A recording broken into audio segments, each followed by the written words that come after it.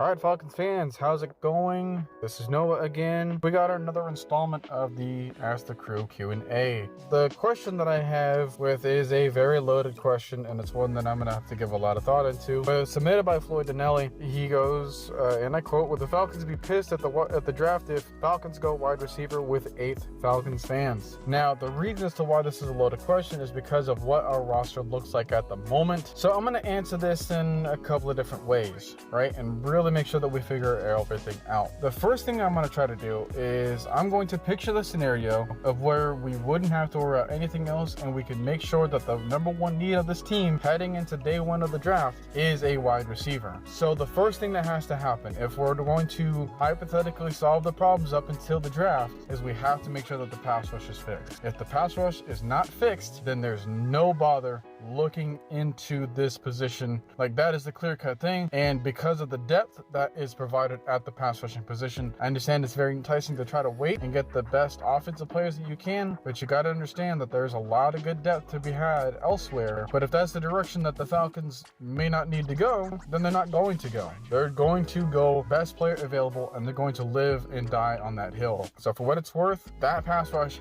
has to be situated first. The other thing that I will consider is making sure that we feel comfortable at the linebacker position. Now, I know what you can say, well, if you fix the pass rush, does that negate the need to get such high talent at the linebacker position? Because you're making it easier for the linebackers as opposed to what was going on last year, where the linebackers had to do everything because of the level of inexperience, inconsistency, or just straight up incompetence of like 4 out of the 5 players that would typically line up in front of them. The one thing that I will also tell you is I don't feel as confident in the stretch of talent in the linebacking group, especially for what we would ask of them to do. We would need a linebacker that is smart enough in order to put everyone else in the proper position. We need them to call the play, all right? So having a good amount of knowledge of that playbook, which Dean Pease is trying to unlock more of it, we have to make sure that they are a secure tackler, they are very instinctive, and that they can handle everything from a slot wide receiver to a tight end to a running back out of the backfield in terms of coverage. And they might also have to rush the passer every now and then just because of what Dean Pease wants to do. That's a lot to ask for. Now, once you get into the later rounds, you look at the linebacker position, and now you're starting to categorize those players. It's like, okay, well, now he's just a run stuffer, or he's just a pass rusher, or he's just a coverage guy. When you go in the top of the draft and you take a look at a guy like Devin Lloyd, who's really well-rounded and basically everything that he does, that does seem more enticing than to get a wide receiver that will do less from just a pure value of the team standpoint. Now, the coverage as a whole, do you want to get a guy like Sauce Gardner and just make sure that you have your secondary solidified there? Do you go with a Kyle Hamilton if he's still on the board and make sure that you just get a playmaker on the defensive side of the ball, just overall? Or are you still wanting that wide receiver or that other playmaker to complement whatever Kyle Pitts' role would be, whatever Cordell Patterson's role would be? Because of how important the secondary is to a coach like Dean Pease, you can try to please him now and make sure that you go with either a corner or a safety that high up, or you can do what this question is asking and try to appeal to Arthur Smith first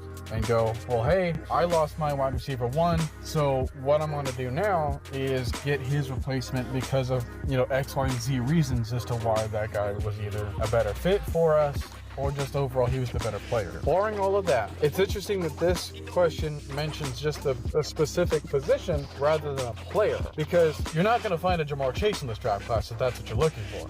There is no yearly annual Jamar Chases to be passed out to every draft class, all right? We sometimes do get a little bit spoiled when it comes to the wide receivers. Now, if you were to take Treylon Burks and put him into last year's draft class, would he really be competing for pick number 8? Would he be up there with a guy like Jamar Chase or Jalen Waddle, who were selected though that high? Or would you want to reconsider where you're selecting him at, or trade back in order to try to get more draft value later on? Because let's face it, we got a lot of problems on this team, people. You also have to figure out, if we don't solve wide receiver 1 in free agency, then yes, it would also be considerate to get a number 1 wide receiver in the draft class, and who knows how long you can wait in order for that to be revealed to you. That is an approach that you can consider. What I would be thinking of is, in order to make this pick a wide receiver worth it is you bring back a guy like Cordell Patterson. Maybe you permanently move him to wide receiver 2. You re-sign Russell Gage and permanently move him to slot receiver. But then you just need that wide receiver 1 filled out for you. You have your tight end 1. You're going to need your tight end 2 later on. And then you're going to need your legitimate RB1 again.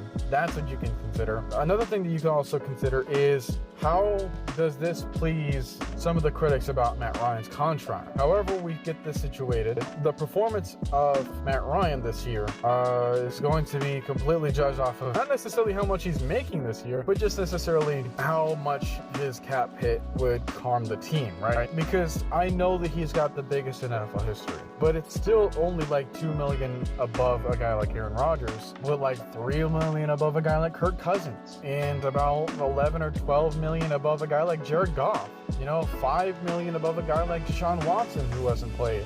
This is the market of the quarterback. Because of how much of a proven veteran he's been, that's what proven veterans make now. His performance is going to be heavily tied into the story of the Falcons 2022 season, and how you negate some of that criticism is by having another playmaker for him to develop, and also you're going to have a playmaker to develop for the long term for his succession plan at quarterback. Making sure that that's established is also really good for you.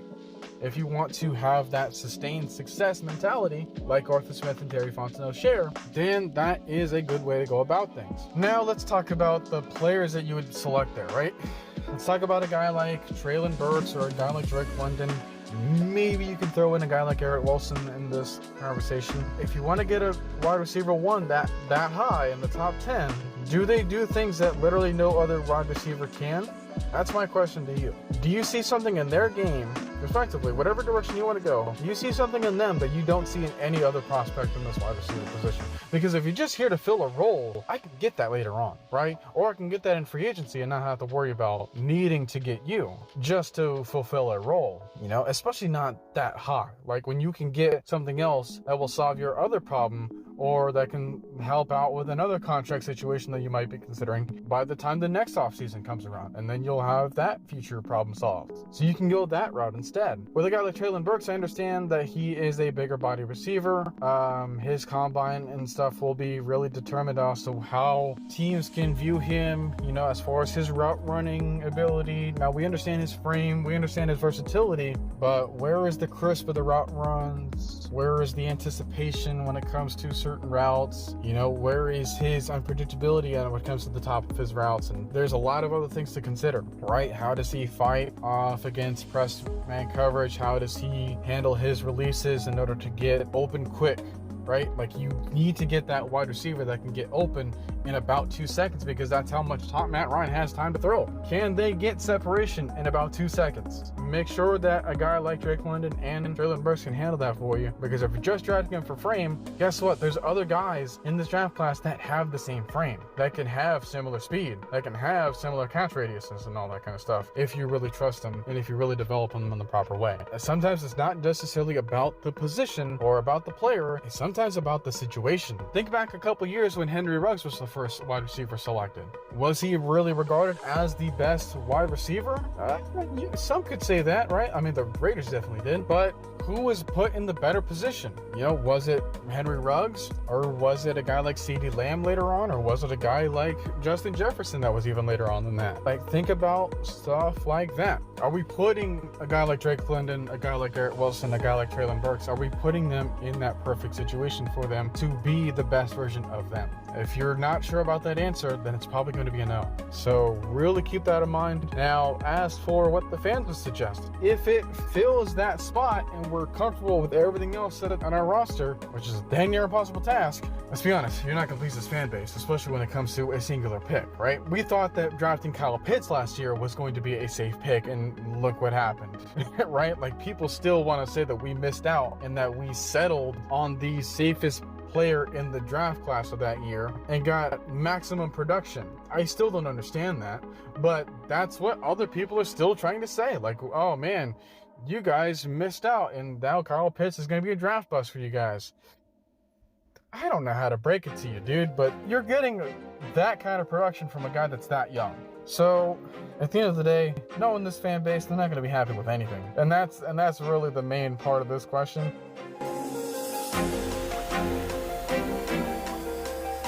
this, guys. Leave comments. Oh, by the way, since my last recording, Harry Styles did hit 600. Congratulations to him. We really appreciate that you guys for doing that. Well, I mean, you can continue to subscribe to Mag Sports while you're out of here too. Leave your likes, and if you really want to come back here and for more of this, subscribe is the way to do it.